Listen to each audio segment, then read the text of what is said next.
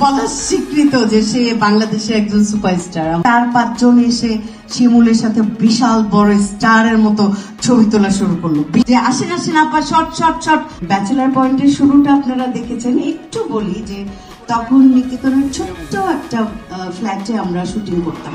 প্রথমেই আমার আতঙ্ক ছিল যে ওই ফ্ল্যাটে ওয়াশরুম মাত্র 2টা, খুবই নোংরা অবস্থায় থাকতো।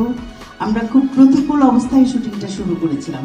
তখন কাজল আরিফিন আমি খুব ছোটই ছিল আমার দৃষ্টিতে, আর সবাই তো অনেক ছোটই ছিল। পলাশ ছোট ছিল, শিমু তখন ছিলই না। তো তখন আমার মেয়েরা ছিল অনেকগুলো, তারা যে কোথায় চলে গেল আমি রয়ে গেলাম। ব্যাচেলার পয়েন্ট আমার কাছে একটা ধৈর্যের প্রতীক। 7টি বছর বাংলাদেশে কোনো ধারাবাহিক আমার মনে হয় ব্যাচেলার পয়েন্টের মতো এত জনপ্রিয়তার সাথে এই 7 বছর টিকে থাকেনি।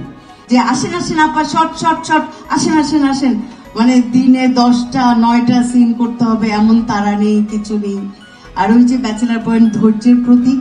অনেক প্রতিকূলতার মধ্যে দিয়ে কিন্তু গেছেন পরিচালক কাজল আরিফিন অমি, কিন্তু তিনি হতাশ হননি, নিরাশ হননি, তিনি অবিচল অনড় থেকেছেন। হ্যাঁ, ব্যাচেলার পয়েন্টে শুধুমাত্র সুনাম অর্জন করেছিলেন তা না, উনি অনেক গালিও খেয়েছেন, কিন্তু উনি একটুও মন খারাপ করেননি। আমি অবাক বিস্ময়ে অমির দিকে তাকিয়ে থাকতাম যে তার এত ধৈর্য হলো কিভাবে। যে সবার না মেজাজ অটোমেটিক বিগড়ে যেত। কারণ কি? এনভায়রনমেন্ট। মানে ছোট্ট একটা ফ্ল্যাটে আমরা এতজন, ওখানে সেট হচ্ছে, রেস্ট করার জায়গা নেই, কিছু নেই, কি একটা অবস্থার মধ্যে দিয়ে শুটিং। সেই ব্যাচেলার পয়েন্ট এখন এমন একটা পর্যায়ে এসে আমরা পৌঁছেছি আলহামদুলিল্লাহ, যে এখন মনে হয় এসির মধ্যে বসে আমরা মনে হচ্ছে বিশাল কোনো একটা ফিল্ম ইন্ডাস্ট্রিতে বসবাস করছি এমন লাগে, আমার নিজের কাছে এমন লাগে আর কি। পলাশ স্বীকৃত যে সে বাংলাদেশের একজন সুপারস্টার, আমাদের পলাশ, জিয়াউল হক পলাশ।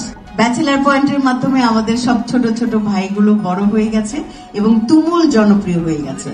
আমি এখানে আসার সময় দেখলাম যে আমাদের শিমুল ফোনে তার সঙ্গে যেন কমিউনিকেট করার চেষ্টা করছে, তখনই দেখলাম যে 4-5 জন এসে শিমুলের সাথে বিশাল বড় স্টারের মতো ছবি তোলা শুরু করলো, বিশাল বড় স্টারের মতো।